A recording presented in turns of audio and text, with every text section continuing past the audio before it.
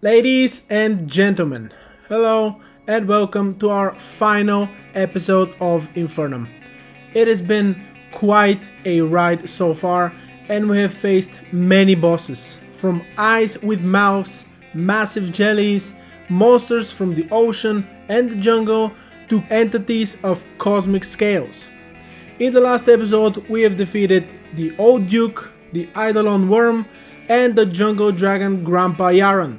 We made the Auric Tesla armor, got the Wings of Rebirth, the Dragon Rage and the Burning Sky. But today we will be facing the final two, which, as I said in the last episode, are considered the same tier, which means you can kill them in whatever order you decide. The Exomex and the Supreme Witch Calamities.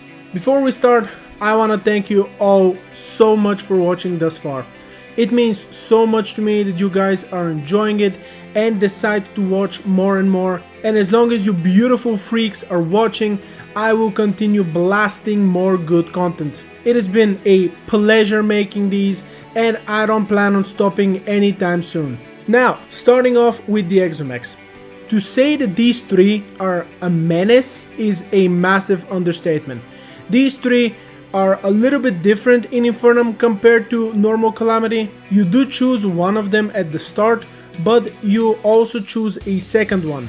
The one you choose first will come at you initially, and after you damage him a little bit, the second one you choose will join in, combining their attacks. After you leave both of the first two exos at 50% HP, they will go away and the third exo will come in, staying up until you defeat him completely. Once you defeat the third exo, the two you chose in the beginning will come at you at the same time again, where you have to choose which one you want to defeat first, as the remaining exomech will have a DSP.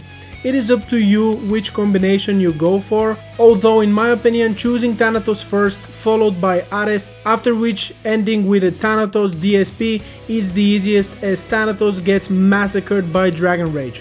If you struggle even with this though, you can cheese him very well with the Halibut Cannon alongside Bloodfire bullets, as for some strange reason it shreds him insanely fast. Alright, when it comes to their skills, I can't go through all of them, since they combine with each other depending on the Exomex you choose. They have different skills by themselves, and looking at every combination and all of the abilities, there are upwards of 15 different ones. I also can't show them all, as I only went for a combination of Thanatos and Ares with Thanatos DSP, so I have also no idea what the others do. Again, the Infernum Wiki will be in the description, so if you want to check all of their abilities and combinations, be my guest. But with that being said, I give you Draydon's Exomechanical Creations.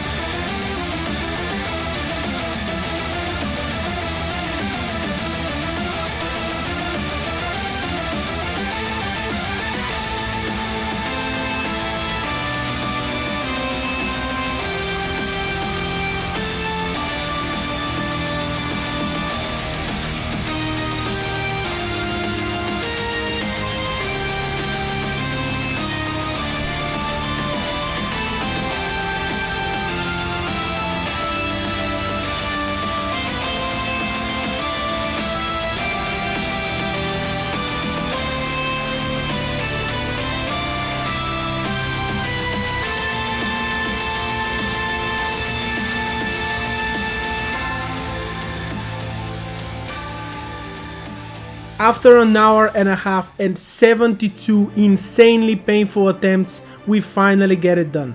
The boss was insane, and when it finally ended, I was straight up shaking. Those who watched my Revengeance run know that I am not a very particular fan of the Exomex, though it was very interesting that in that run I said I was terrible at them and somehow managed to first try them, but unfortunately that was not the case today. But after going back home, we put all of the crafting stations back in the magic storage and build the Draenon's Forge, after which we make our final weapon, the Exoblade, reforge everything that we might have missed, and build the altar of the accursed.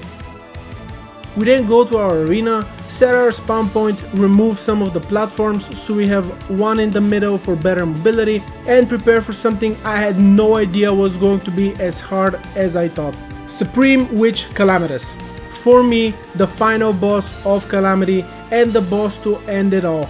I threw everything at her and I could not believe just how long it took me.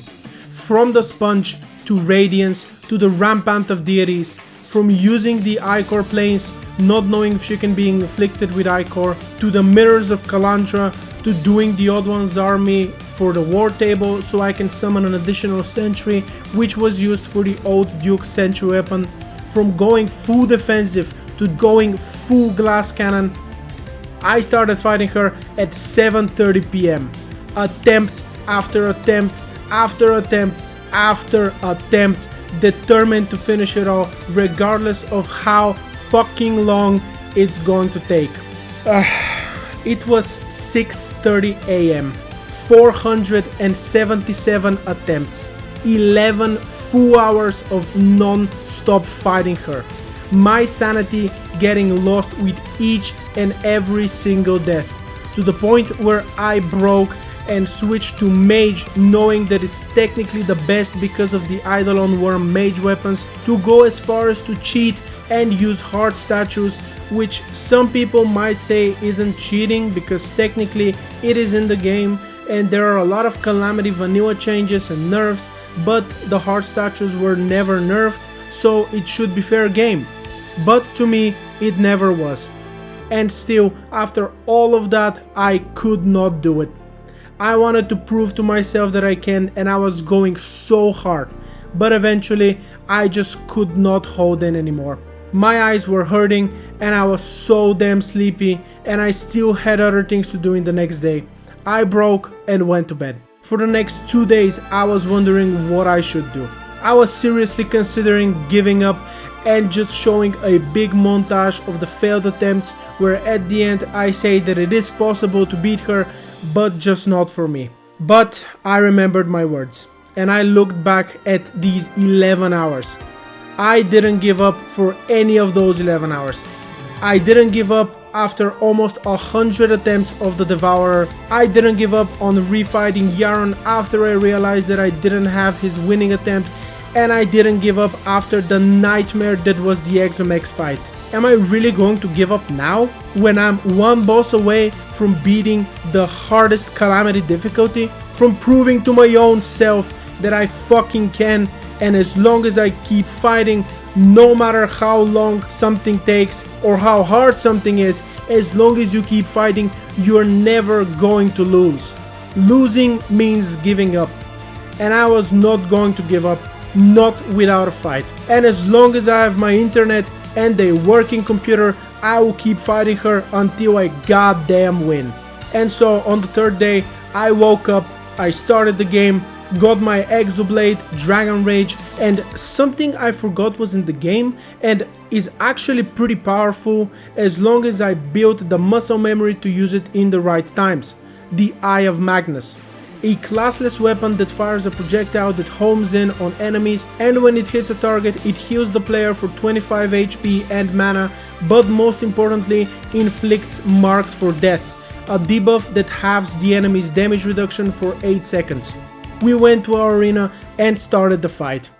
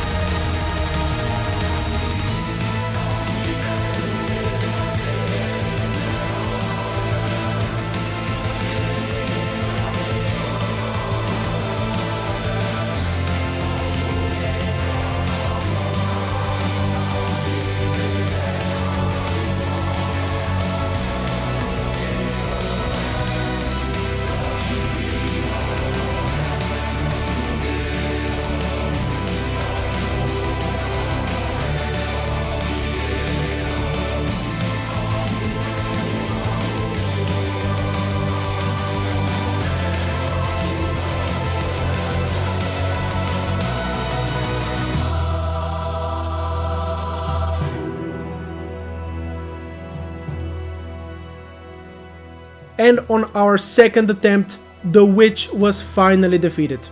You have probably experienced something similar yourself, but when I tell you that I stood up from my chair and I started yelling and borderline crying from excitement and happiness, I am not kidding at all. I was so unbelievably happy, but there was something I forgot to switch. We were doing much less damage than we should because I was still with the mage helmet. So it turned out that I won on the second attempt with an accidental handicap. At the end, I was otherworldly happy. But you know what? I was not satisfied enough. Do you know why? Because I won with the help of the heart statues. And even though I know that some people might not have a problem with me using them, I have a problem. So after removing them, we went again. After 40 more attempts, we were getting better and we were struggling much less. And it was getting to the point where we can survive quite well up until we get to the DSP, where we were having major issues. So after thinking about it for a while, we came up with a strategy. That strategy was to make a setup exclusively for the DSP that we can switch to as soon as it starts. So after getting the Brimstone Crescent Staff, an Infernum exclusive item that gives us 66% universal damage reduction that lasts for 3 hits, Radiance to give us more HP and HP regen based on our missing health, and the Community that gives us even more HP and HP regen, but also damage reduction and defense, we were finally ready and there was only one thing left to do: defeat the witch fair and square.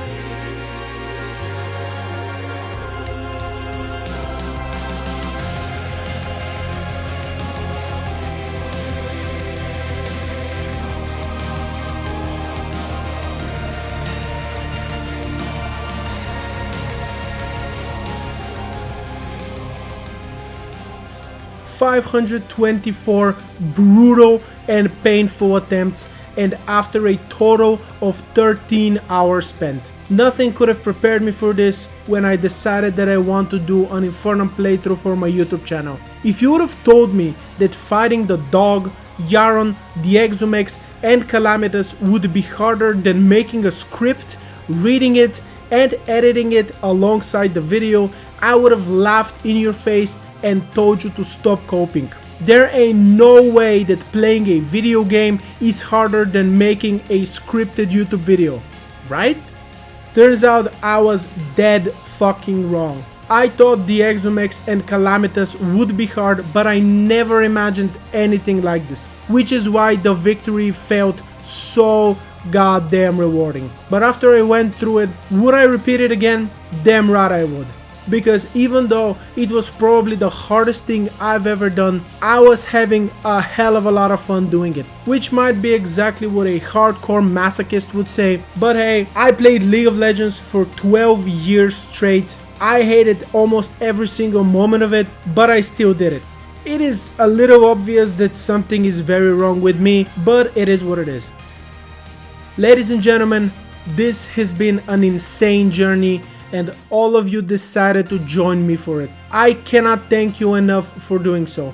I want to give special thanks to the Calamity and Infernum devs for making this whole thing, because without it, people like me, Yardis, Waffle Time, Get Good, and many others would have not been here today. At least they wouldn't. I am just getting started and I am nowhere near what they are, which is why I also want to give special thanks to all of these people.